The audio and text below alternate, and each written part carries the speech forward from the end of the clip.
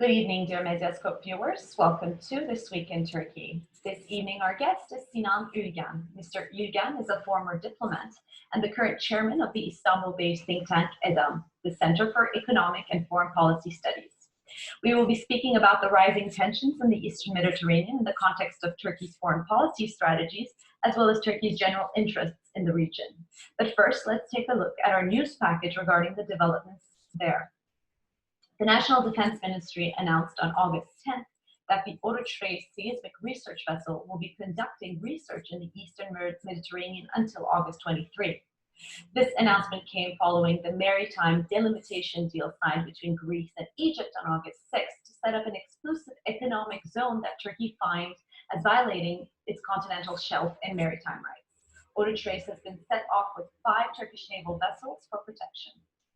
Relations between Turkey and Greece have been tense over gas reserves, laying claims on overlapping hydrocarbon resources and other key areas of the Eastern Mediterranean. Turkey put out a NAVTEX in July, saying that the Oruç Reis research vessel will be conducting a seismic survey in waters close to the Greek island Castellorizo by the Turkish city of Antalya. Seismic surveys are a part of the preliminary research for potential hydrocarbon exploration. Through German diplomatic efforts, tensions between Turkey and Greece were cooled down. However, Greece signing an exclusive economic zone with Egypt infuriated Turkey. 2 neighboring countries' restored commitment to dialogue was called off, and Oruç Reis was sent out for drilling to the Eastern Mediterranean with a second NAVTEX. After the seismic research vessel started its survey activities, Turkish Defense Minister Hulusi Akar said on the 12th of August that Turkey wants to resolve the disagreement with Greece through dialogue. Retired Navy Admiral Türker Ertürk shared his views on how Turkey is handling the maritime conflicts to Medyascope in an interview with founder and editor-in-chief Ruşen Çakır. In the interview, Ertürk stated that Turkey must make every endeavor in terms of diplomacy, international law, and compromise. Of course, when countries aim towards a certain goal, use of force is also contemplated. However, it is contemplated as a last resort. But we constantly attempt to use force, constantly try to send out troops and soldiers. We declare NAVTEX, but then the Chancellor of Germany calls and makes us step back. This is not a children's game. A government must be led with wisdom and long-running strategy. Protection of Turkey's continental shelf and maritime claims is a natural right. However, one must head towards this goal with a strategy. This government does not have a strategy. Turkey's decision of authorizing Oruç Reis for new exploration has sparked tension inside Greece as they responded with their notice and by putting their navy on alert. There have also been major international responses to the Turkish Navy's offshore activities in the Eastern Mediterranean. Greece's European allies have backed its position as the EU and Germany are pressing for dialogue. The US is also among those who are pushing for dialogue through encouraging 2 sides to talk with NATO. French President Emmanuel Macron has also assured Greece and Cyprus of his full backing as he condemned Turkey for their decision. On the 12th of August, Macron decided to temporarily increase the French military presence in the Eastern Mediterranean region in order to provide greater consultation between Greece and Turkey. This evening, our guest is Sinan Ülgen. Mr. Ülgen is a former diplomat and the current chairman for the Istanbul-based think tank EDAM, the Center for Economics and Foreign Policy Studies. Good evening, Mr. Ülgen. Thank you so much for joining us this evening. Thank you. Nice to be here. So there have been many developments in the Mediterranean over the course of the last few months, and tensions have been high for a while, actually. So Greece and Egypt finally signed an agreement a week ago, which was something that had been in the books for a while. The agreement designates an exclusive economic zone between the 2 nations in the Eastern Mediterranean. This agreement is in direct conflict with the November memorandum signed between Turkey and the Government of National Accord in Libya due to overlapping area. So it seems now that there is a race between Turkey and Greece to have their own deal recognized as the internationally valid one, as both sides have declared the other agreements to be null and void. So how will these developments affect the tensions in the regions? I mean, Turkey has already sent its seismic survey vessel Oruç Reis into the area. France has declared that it will temporarily reinforce its military presence there. Where is this going, Mr. Ülgen? Yeah, well, let's first start by observing that there is no third party that can actually arbitrate about which of these claims are, legal and valid. And as a result, we end up in a situation where there's a conflict that first needs to be managed and then ultimately and hopefully be resolved. But right now we are in that, conflict in the phase where we witness an escalation in the conflict because of the overlapping claims regarding the continental shelf and the exclusive economic zone.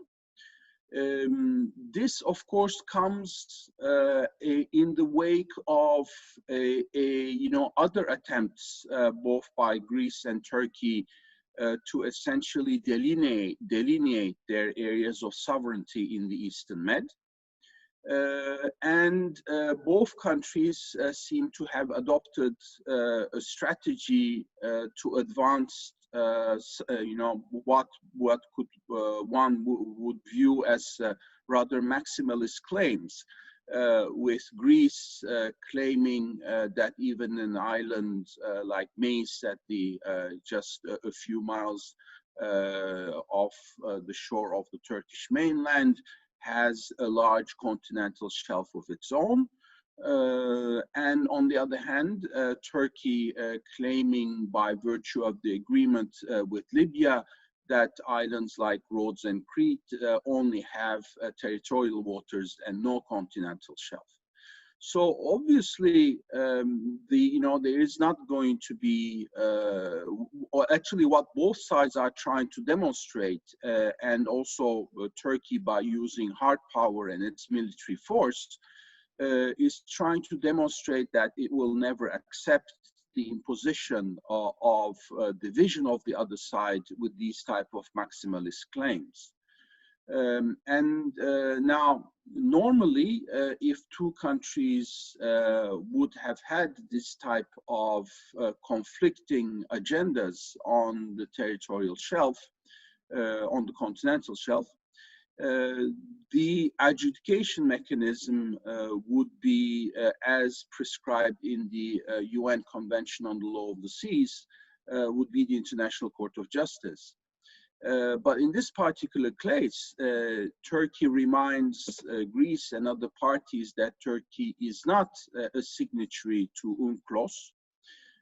And the specific reason why Turkey was not a signatory to the UNCLOS, there were two actually, was one, this mandatory recourse to international adjudication, and the other one is the principle that islands would have could have sizable continental shelves.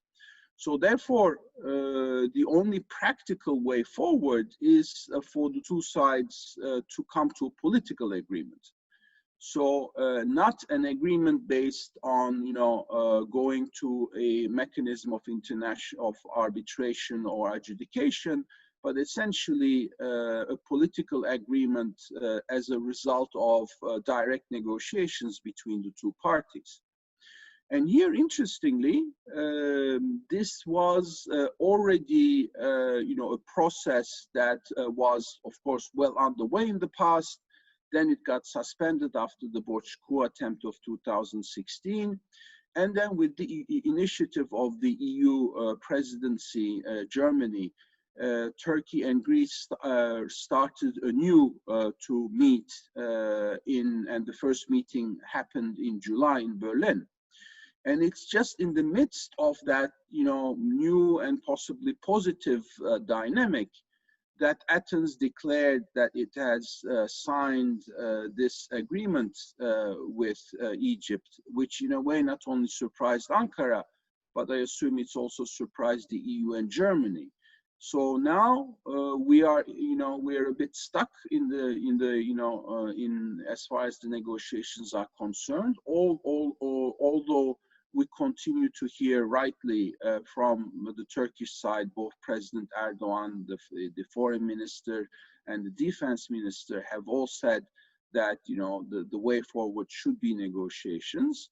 But right now, we are at a place where we really have to manage the escalation rather than negotiations. Mr. Ülgen, as you mentioned, Greece's decision to sign the agreement with Egypt was also met with surprise within Greece as well. And as you said, Turkey has over and over stated that they are open to dialogue. Both Foreign Minister Mevlut Çavuşoğlu, Foreign Affairs President Erdogan as well have stated that. And Turkey seems to be, I mean, has taken some steps back knowingly in order not to provoke Greece.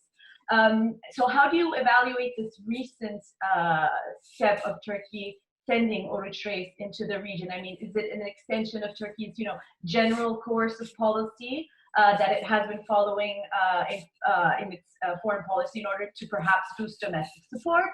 Or are the actions in the Eastern Mediterranean rather tied to something else, perhaps more historical reasons relating to that region? I mean, as you said, Turkey is confronted with a map that obliges it to enter Greek sea and airspace almost as soon as it leaves its own country. So, and often this space consists of uninhabited islands, and some of which were once even home to Turkish populations and which was once under the rule of Ottoman control.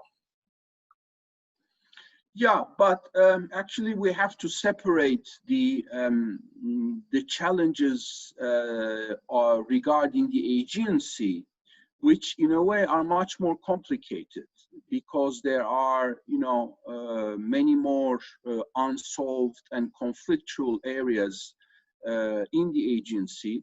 As you rightly mentioned, there's the fact that, it's about territorial waters, the continental shelf, the violation of the provisions of the Lausanne Treaty, which prohibit the weaponization of those islands. Then there is the flight information regions. Then and also the fact that many of these issues, just like the Eastern Mediterranean, have really been at the gist of the direct negotiations between Turkey and Greece, dating back to 1976. That's the time I remember, between Demirel and Karamanlis. None of them have been solved. But as I said, this is quite a complicated package. Now, compared to the Aegean issues, the Eastern Med issue is, well, it's difficult to use this term when we see this escalation, but it's simpler because it is, it boils down to one fundamental question about how to departition the continental shelf. That's what the sides have to agree on. That's really the only important issue that needs to be resolved. Whereas the Aegean, of course, is in that sense much more complicated, and there is a reason why those issues have not been resolved. But of course, as far as the Eastern Med is concerned, one reason why the Egypt-Greece agreement suddenly, got finalized, since we know that these two countries have also been negotiating for almost the past 2 decades, and those were, so far proved to be inconclusive. But now suddenly, in the midst of the Turkey-Greece talks, Athens declares that they have signed this, relates essentially not so much to the position of Greece, but more to the position of Egypt.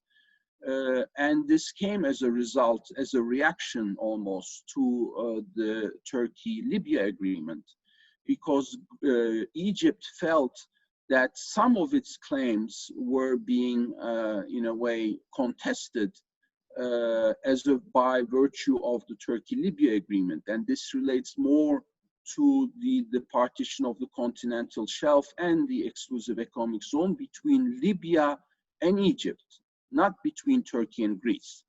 But by virtue of that fact, Egypt suddenly became ready to sign this agreement with Greece. So all of this to tell you that as we go forward, unfortunately, even the simpler issue of how to departition the continental shelf between Turkey and Greece is becoming more complicated because it's becoming a more, multi-stakeholder challenge as opposed to years past where Turkey and Greece on their own could have solved this issue. But do you think that, I mean, everyone seems to be opposing Turkey's claims in the region. Why is that? Is Turkey being aggressive and unreasonable here, or does Turkey have difficulty perhaps explaining its rightful claims in the region? I mean, Turkey feels perhaps that its interests there have frequently been disregarded, perhaps especially by its Western allies. So is there a way perhaps to find a potential incentive for both sides to de-escalate the tensions in the near future? Well, the reason why Turkey finds itself rather isolated in the region has less to do with the nature of Turkey's claims and more to do with recent developments in Turkish foreign policy. That, especially the fact that, after the onset of the Arab Spring, Turkish foreign policy took a different direction with, clear support for the Muslim Brotherhood, as a result, which was seen in Egypt as a direct intervention in the domestic affairs of that country. And now that the Muslim Brotherhood is long gone from the echelons of power, this Turkish intervention has turned into an antagonism towards Turkey. So the relationship with Egypt diplomatically is very bad.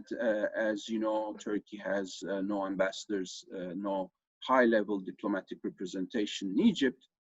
A similar case, one would argue, is also with regard to Israel, where the diplomatic relationship has been downscaled. Turkey has no ambassadors in Israel. Of course, Turkey does not recognize the Republic of Cyprus for understandable reasons. Then there's also the case of Syria. So overall, when we look at the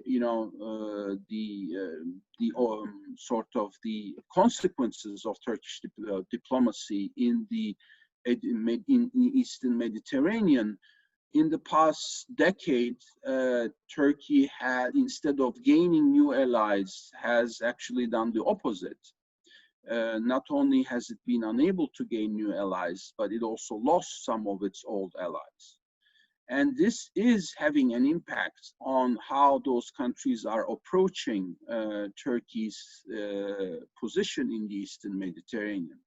So much so that, one could also perhaps underline that had Egypt agreed to have an agreement with Turkey on the delimitation of its maritime borders, it would have ended up with a larger zone of influence or sovereignty compared to the agreement that it eventually did with Greece. And the only reason why, that is so, or perhaps two reasons, is, but the fundamental one is the acrimony that today exists between Turkey and Egypt. And the other one, which I mentioned briefly, is that they saw the Turkey-Libya agreement as a challenge to their own viewpoint position on their own continental shelf.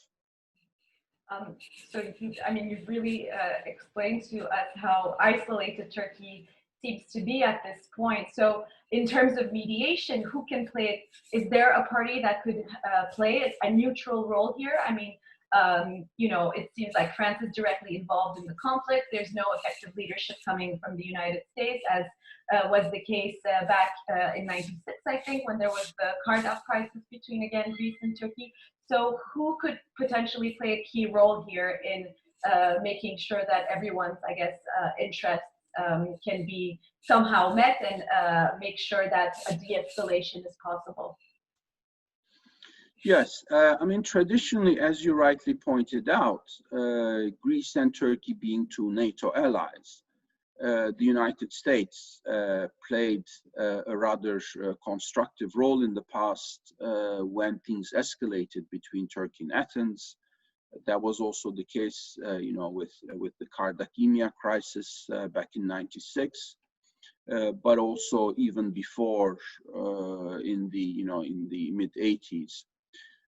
Today, of course, with the current US administration and the fact that the looming US presidential election, the United States does not seem to have the political bandwidth and the diplomatic capability to really play that sort of role between Turkey and Greece. But instead, what we saw in recent weeks is the Germany as the presidency, as the rotating presidency of the EU, taking over that role. We saw the Chancellor Merkel being more diplomatically involved in this issue than in the past, with phone calls to President Erdogan and to Mitsotakis.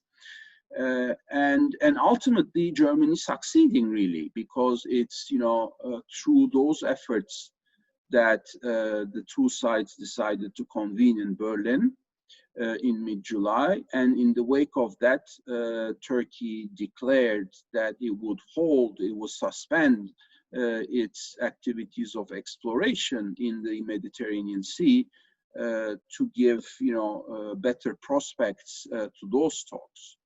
So, today it's unfortunate that another NATO country, an EU member, France, took such the position that it did, because it certainly is not going to help to de-escalate matters. On the contrary, by taking firmly sides with one party to this dispute. But nonetheless, I think that given the special role that Germany has in the EU and the political weight that the Chancellor Merkel carries, going forward, I think Germany will still try to play this role of mitigating conflict and forcing the two sides to start direct negotiations. So do you believe that there are still diplomatic steps that can be taken? I mean, Turkey in the past has known in certain situations, it has de-escalated when necessary. Here, Greece is also being somewhat forward. Are there, do you think, diplomatic steps that could relieve the tension at this point? Well, I mean, I think both sides actually know the truth of the matter, which is that there's no hard power, coercive solution to this dispute. Greece will never force Turkey to accept its claims, and Turkey is unlikely to force Greece and Egypt and others to accept its own claims. So, and I think this is something that is well known in the capitals. So ultimately, yes, I firmly believe that we are going to go back to a process of negotiations. But it's just that we now need to manage this escalation without allowing it to derail, which is still a possibility. Sinan Ülgen, thank you so much for joining us this evening. Thank you. Women across Turkey continue to protest this week the government's intentions to withdraw from the Istanbul Convention. This week, the protest in the capital, Ankara, was met with police violence once again. President Erdogan on August 13th signaled the government's intentions to withdraw from the convention, saying that Turkey needs to draft such treaties on its own rather than using translated texts.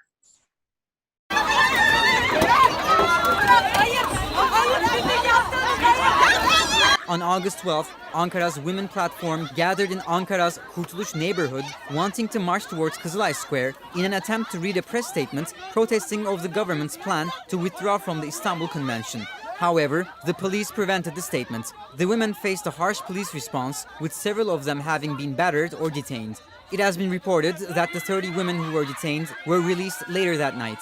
The founders of ASAP, Family and Social Research Platform, a civil initiative aimed at supporting the interaction between the individual, family and society through the lens of universal human rights, were the guests of Medyascope editor Şükran Şençekiçer and explained why they supported the Istanbul Convention. Regarding criticism that the convention undermined family structures, lawyer Serpil Balat stated, "If you don't protect women from domestic violence, that is when the structure of the family is ruined.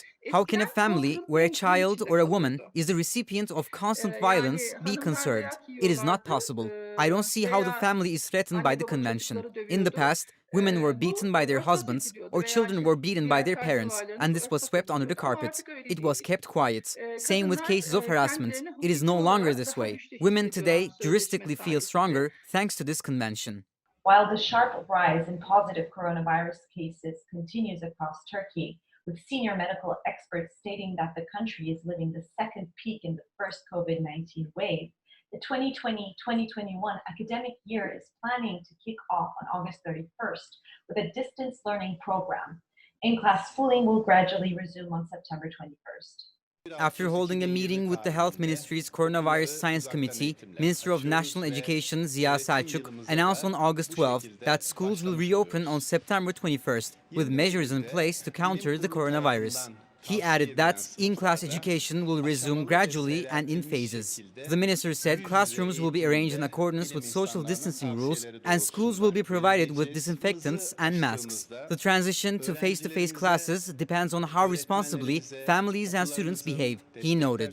According to Selçuk, swift measures will be taken if students' families or nearby circles are diagnosed with coronavirus. Over 2,000 inspectors have been checking standards of schools ahead of the planned reopening. Minister of Health Fahrettin Koca released a written statement following the Health Ministry's Coronavirus Science Board meeting. Referring to the recent increase in coronavirus positive cases across Turkey, Koca said, "We have been witnessing regional increases in our country. The fact that the increase in the number of our cases is not out of our control, unlike several countries, is thanks to the measures that our state institutions and citizens have devotedly observed till today. However, I would like to underline that the observance of the measures has still not been at the desired level. Being relaxed about these measures might cause us to long for these days in the future." The ministry's statement has also raised concerns about the influenza season in October and November, warning that the risk might increase in this upcoming period. Concluding its statement, the ministry has made the following warning to its citizens.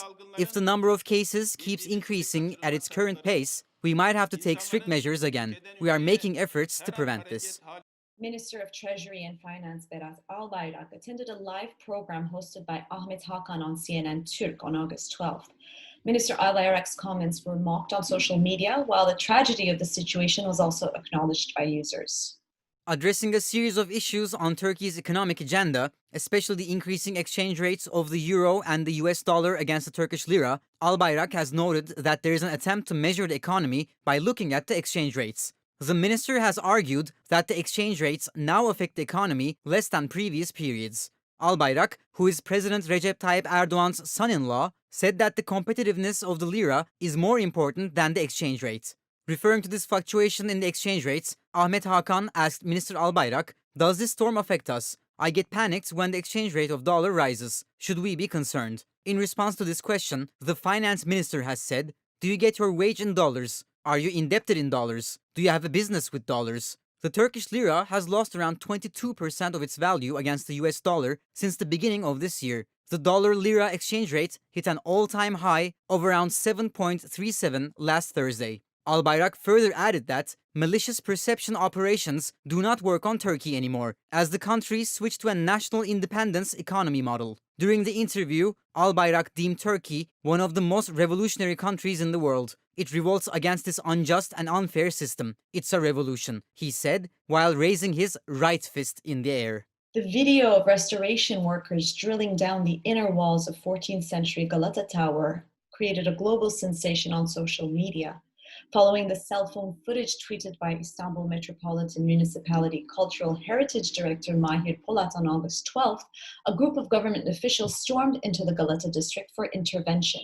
However, the government officials were not admitted neither on the work site nor inside the tower by the orders of the Turkish Culture Ministry. Istanbul Metropolitan Municipality spokesperson Murat Ongun stated that the municipality will make a denunciation on who is responsible for the construction.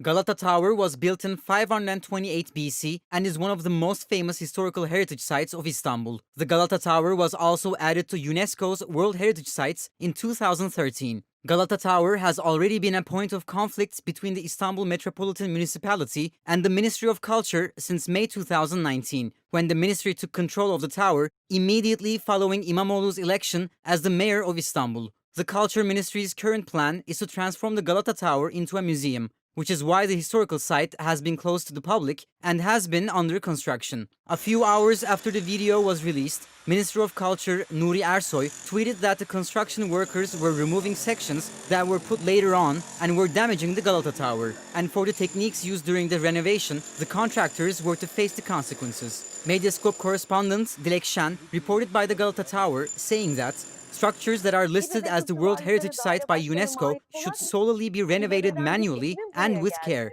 The contractors soon arrived at the worksite, although they refused to make any statements. Architect Dr. Sinan Ülgen, member of the Galata Tower Restoration Advisory Board, has commented on the incident, saying that it is not a big deal. They went a little too far as they removed the rocks. He's also known to be one of the biggest advocates for the Topçu barracks that were to be constructed on Gezi Park. Chairman of CHP's Istanbul province, Canan Kaftancıoğlu, was also among the government officials who rushed into the worksite after the footage was released in social media. Canan Kaftancıoğlu said the following to Medyascope correspondents present by the Galata Tower. Frankly, when I watched the video footage of what is being done to the walls of Galata Tower, I did not see anything different than what ISIS had done to the historical monuments. CHP member and former presidential candidate Muharrem İnce has announced on August 13 that he will launch not a new party, but a new movement. İnce announced that the movement called Homeland in 1000 Days movement will be launched in the eastern province of Sivas on September 4th, the anniversary of the 1919 Sivas Congress, the first national congress held by the independence movement led by Mustafa Kemal Atatürk, the founder of the republic. Our movement consists of individuals, experts in their fields. We're preparing for victory. We'll act in line with our vision and the people's wills. The people would finance us just like they did before the presidential elections, İnce said during the press conference on the 13th of August. İnce said that the mentor of the movement will be Mustafa Kemal Atatürk, Turkey's founding father. This movement will take science and reason as its basis. The road ahead is tough, but we will overcome difficulties via uniting, he said. İnce not only slammed the AKP and President Erdogan on a number of issues, but also turned to his own party and criticized the lack of democracy within it. Turkey's problems can neither be solved by a one-man government nor a one-man opposition. Turkey has alternatives, he said. İnce was the joint presidential candidate of the CHP, the İYİ Party and the Felicity Party in the 2018 elections. He also served as an MP from the CHP from 2002 to 2018. In his evaluation of İnce's announcement, Medyascope founder and editor-in-chief Ruşen Çakır has stated that those most excited by the declaration was the ruling party and their political collaborators and supporters, namely Devlet Bahçeli, followed by President Erdogan. The AKP's leading spokespersons have voiced their support for Muharrem İnce, and of course, all the mainstream media aired İnce's press statement fully and live. In the same vein as Erdogan, all the channels were showing İnce at the same time. Never had an opposition leader been shown so much support and exposure from the mainstream media. The support is evident. The hope that the CHP and the Nation Alliance will weaken. So they are investing in Muharrem İnce. That's all from This Week in Turkey. See you next Friday at 9 p.m. Good night.